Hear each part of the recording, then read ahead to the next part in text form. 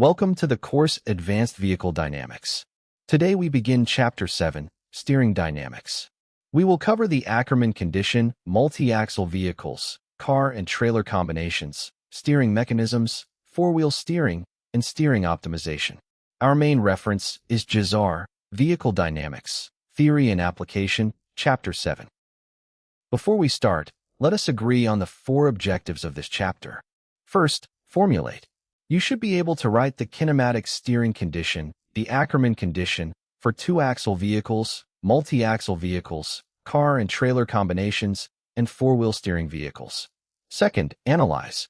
We will study how the inner and outer steer angles relate to each other, to the turning radius, and to the space the vehicle needs in a turn.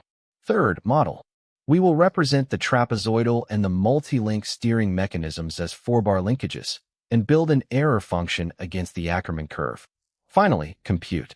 We will calculate and optimize steering parameters and examine the jackknifing stability of a car and trailer combination. Chapter 7 has 7 sections.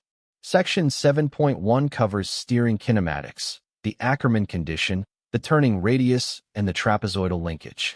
Section 7.2 extends the condition to vehicles with more than 2 axles. Section 7.3 treats a car with a trailer, finding the turning radius and the hinge angle. Section 7.4 surveys rail steering mechanisms, from the parallelogram and the rack and pinion to lever, drag link, and multi-link designs. Section 7.5 is four-wheel steering, and Section 7.6 is steering optimization using a root mean square error function. Section 7.7 covers trailer kinematics. Sections marked with a star are advanced, but we still present them in full. To follow this chapter, please review 4 things. First, turning geometry.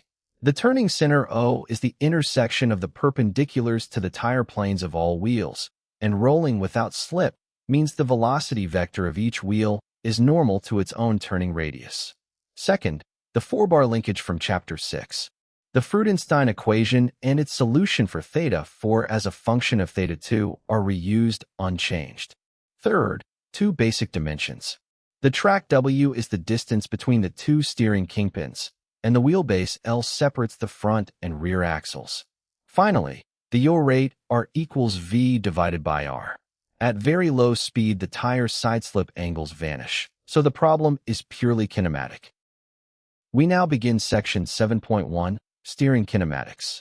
In this section, you will meet the Ackerman condition between the inner and the outer steer angle, the bicycle model, and the turning radius, the space a vehicle needs when turning, and finally the trapezoidal mechanism together with its error against Ackerman. Figure 7.1 shows a front-wheel steered vehicle in a turn. At very low speed, the tire sideslip angles are 0. For every wheel to roll without slip, the perpendiculars to the tire planes of all wheels must meet at one point, the turning center O. This is the Ackerman condition, or kinematic steering condition. Equation 7.1 states that cotangent delta O minus cotangent delta I equals the ratio W over L, where delta I is the inner steer angle, delta O the outer steer angle, W the front track, and L the wheelbase. The inner wheel is closer to the turning center, so it must be steered more. Remember, this condition holds only at low speed. Now the derivation. In Figure 7.2, consider the 2 right triangles OAD and OBC. From the first, the tangent of delta I equals L divided by R1 minus half the track. From the second, the tangent of delta O equals L divided by R1 plus half the track. R1 is the turning radius at the rear axle center. Both contain the same radius, so we solve each for R1 and subtract. The result is cotangent delta O minus cotangent delta I equals W over L. Notice that this depends only on W over L, not on the turning radius. For a given vehicle, the 2 steer angles are locked together.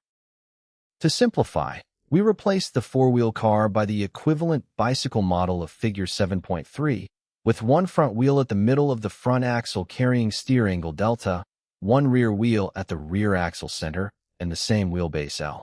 The equivalent steer angle delta satisfies cotangent delta equal to the average of cotangent delta O and cotangent delta I, the cotangent average of the two real angles. The turning radius at the mass center is the square root of a 2 squared plus L squared times cotangent squared delta, where a 2 is the distance from the mass center to the rear axle. R is normal to the velocity and larger than R1. Figure 7.4 plots delta O against delta I for several values of W over L. The Ackerman condition contains one single geometric parameter, the ratio W over L. As that ratio gets smaller, the two steer angles move closer together. When W over L tends to 0, the steered wheels stay almost parallel. Conversely, a short car with a wide track gives a large ratio, a large difference between the angles, and a linkage that struggles to follow Ackerman. A typical passenger car has W over L between 0.5 and 0.6. For the same inner angle, the curve moves down as the ratio grows, so the outer wheel is steered less.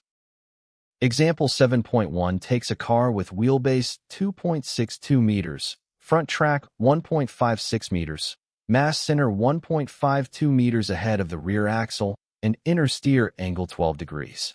We want the outer angle, both radii, and the equivalent angle. From the Ackerman condition, delta O is 10.68 degrees, R1 is 13.1 meters, delta is 11.3 degrees, and R is 13.2 meters. Ignoring the 1 degree difference causes lateral slip and fast tire wear. R exceeds R1 by only 0.7%, so we may take them equal. In code, keep degrees, not the rounded radian value. The next two examples are practical. Example 7.2 reminds us that most cars have different front and rear tracks. The track W in the Ackerman condition is always the front track. The rear track does not affect the condition. Example 7.3 computes the space a vehicle occupies in a turn. The outermost front point sweeps the maximum radius, while the innermost point at the rear axle sweeps the minimum radius. Together they form an annulus of width delta R, the minimum lane width the vehicle needs. The front overhang G increases the maximum radius noticeably. One warning: equations 7.20 and 21 are misprinted under the root, so our code uses the corrected form. To close section 7.1, we look at the linkage itself.